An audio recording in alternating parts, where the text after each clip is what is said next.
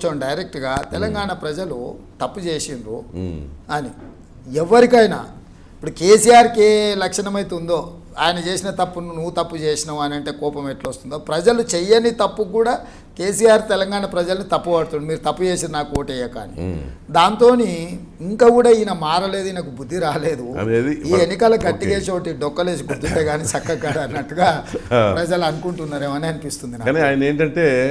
ఈ రెండు కూటములకి ఎవరికి మెజార్టీ రాదు మధ్యలో నేను చక్రం చెప్పుదామని ఆయన ఒక చక్రం రెడీ చేసుకున్నాడు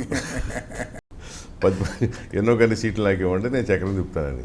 అట్లాంటి అవకాశం ఏమన్నా ఉంది అసలు నేను అనేది ఏంటంటే ఈ ఫస్ట్ ఆఫ్ ఆల్ ఈడ ఏమైనా సీట్లు అనేటివి వస్తే అప్పుడు ఈయన గురించి చర్చ గ్రౌండ్ రియాలిటీ ఆయన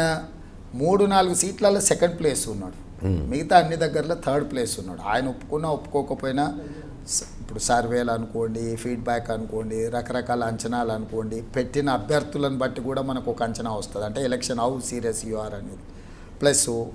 అనా పైస ఇవ్వకుండా ఖర్చులకు ఉల్టా వాళ్ళనే మీరు ఖర్చులు పెట్టండి నేను దబాయిస్తే క్యాండిడేట్లను 10 ఏళ్ళు 1000 కోట్లు నువ్వు లోపల వేసుకొని నువ్వు పెట్టకుండా మమ్మల్ని పెట్టమనేది ఏంది వాస్తవంగా 6 మంది బీఆర్ఎస్ క్యాండిడేట్లు నన్ను అప్రూవ్ చేయరు సార్ మేము నామినేషన్ వాపసు తీసుకుంటాం నీ దగ్గర చేర్చుకోవాలి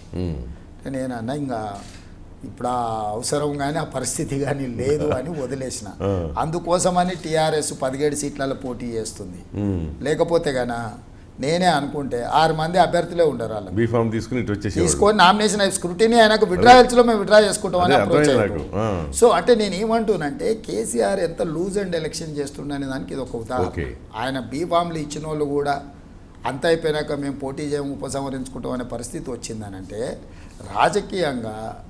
కేసీఆర్ అనేవాడు తప్పిదాలకు పాల్పడుతుండా లేకపోతే అహంకారంతో వ్యవహరిస్తుండా లేకపోతే నా ఇష్టారాజ్యంగా నేను వ్యవహరిస్తా మీరు ఉంటే ఉండండి పోతే పోండి అని అనుకుంటున్నాడా నాకు అంచనా రాలేదు కానీ ఆయన ఏదైతే వ్యవహరిస్తున్నాడో వ్యవహారం మాత్రం ఏ మాత్రం కూడా ఆ పార్టీ మనుగడకు ఉపయోగపడే విధంగా అయితే కనిపిస్తలేదు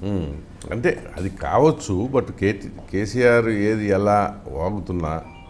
వాగుతున్నా కావాలని ఎందుకంటే అతనికి ఇంకా అది తగ్గలేదు అది మీ అదృష్టం ఎగైన్ మళ్ళీ మీకే అదృష్టం అది ఆయన అలాగే ఉంటే మీకు ఇలాగే మంచిది